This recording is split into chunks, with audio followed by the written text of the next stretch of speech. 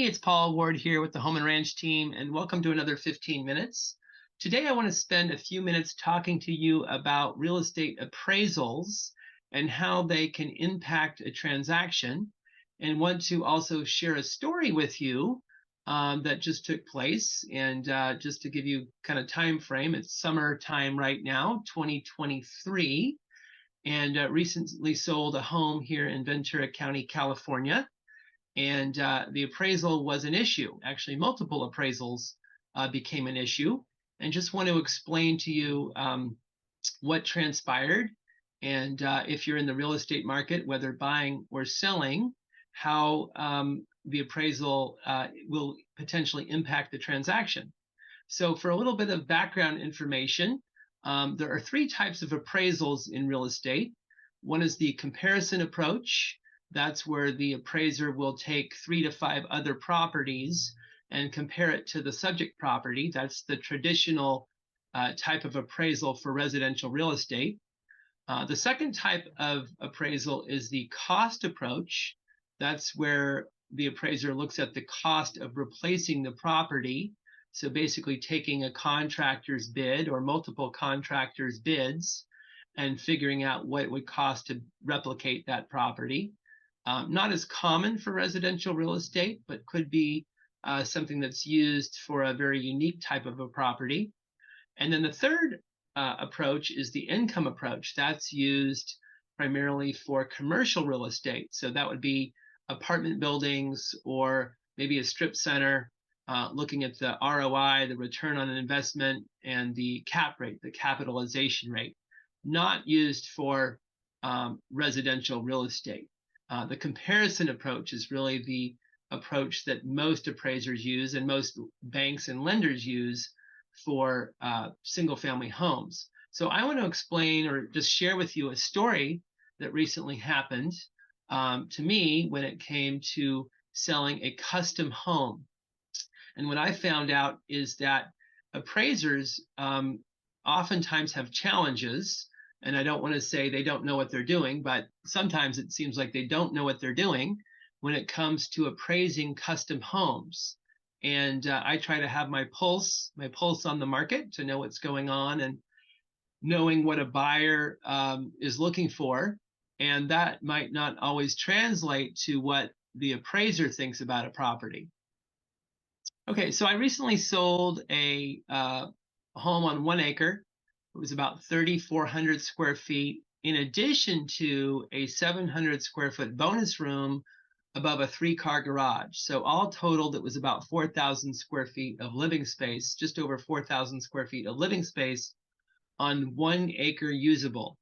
And the interesting thing about this particular property was it was a single-story, sprawling single-story home that had a granny flat attached to the residence with its own separate entrance, as well as access into the primary home from the secondary granny flat. Granny flat also may be considered an ADU, additional dwelling unit, had a full kitchen, okay, a full bath, and a single bedroom, in addition to a living room with a fireplace. So it could be part of the main house, or it could be locked off separately from the main house. But it did have this secondary granny flat attached to the main house, in addition to a big bonus room above a 3-car garage. And that bonus room had a full bath.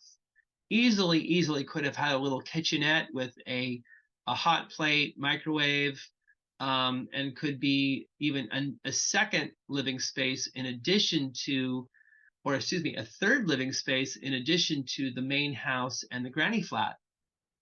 So the folks that were selling the property, they inherited it. Mom passed away less than a year ago. And at the time of death, they had an appraisal done. Very common to have a trust do an appraisal at the time of death.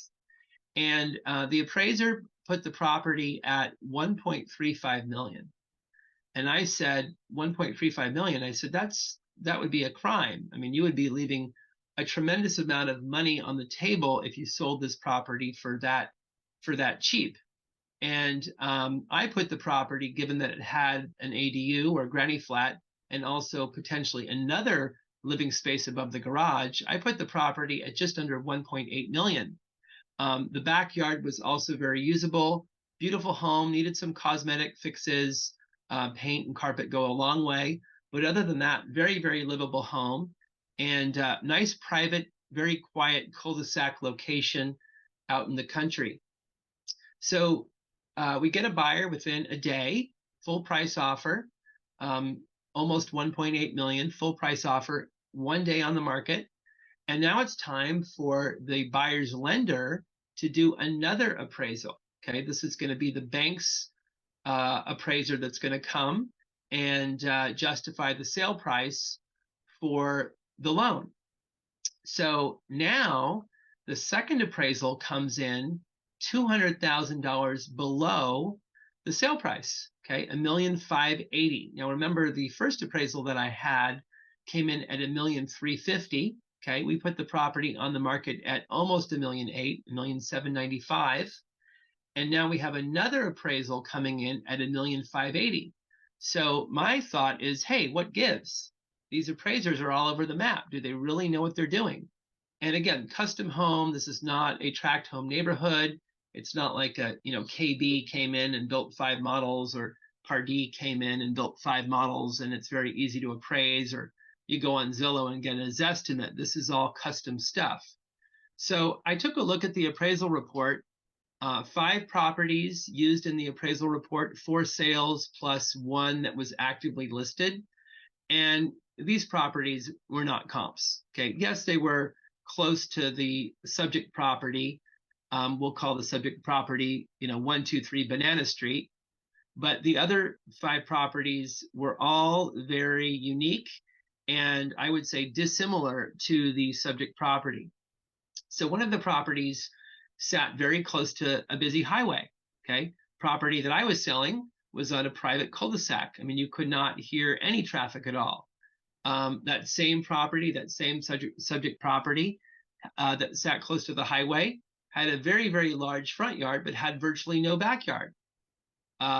It was also a 4-bedroom home, while I was selling a 6-bedroom home. The second property that they put in their report was a small house. It was about 2,400 square feet. I was selling about 4,000 square feet. Okay, small house, tiny kitchen. My house had a huge kitchen. This other second property, let's call it 456 Apple Way, very dated house. Okay, the whole house needed to be refurbished. My house just needed paint and carpet. Okay, the third house that they put in their report, let's call it 678 Orange Grove Drive, 678 Orange Grove Drive, did not include a granny flat. Actually, none of the homes that they compared my property to had granny flats. So that's huge. Having a secondary living space is a huge value to a property. The next property that was used, let's call it 1219 Lemon Street, 1219 Lemon Street. This house was almost a tear down. I mean, literally nobody would move into this house, almost a tear down. Also sat on 20 acres of land. Okay, I was only selling a house on 1 acre. And the 20 acres also overlooked the busy highway. The fifth property in their report, let's call it 976 Tangerine Drive, 976 Tangerine Drive. Okay, this property was still actively listed for sale and was also a real fixer-upper. So this property really did not belong in the report, I would say, because it had not sold. It was still actively listed. We don't know what it was going to sell for. It also did not have a granny flat. So after putting all these properties in the appraisal report, the appraiser came back with a value of $1,580,000. But again, my house had a granny flat / ADU, as well as a potential ADU already constructed over a 3-car garage. Property was completely usable, all flat and usable. So you could have a pool, sport court, whatever you wanted to do in the backyard. A lot of the other properties had sloped yards that were not usable. So my advice here is, if you're going to sell your house and you get an appraisal, the appraisal might not be accurate, and it might not reflect what a buyer is truly willing to pay for the property.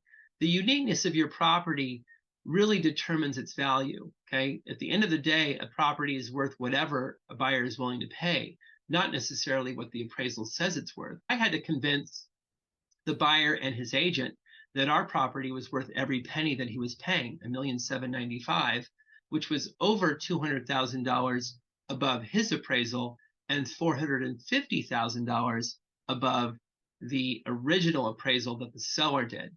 So appraisals are not always accurate, especially in custom home neighborhoods where the properties are all very unique.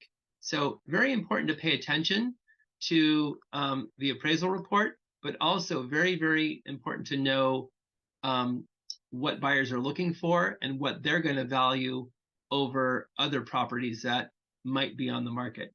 Hopefully this is helpful. Certainly reach out if you have any questions. Always here to help. Paul at homeandranchteam.com. And of course, we always want to thank our sponsor, Opus Escrow. And have a great day.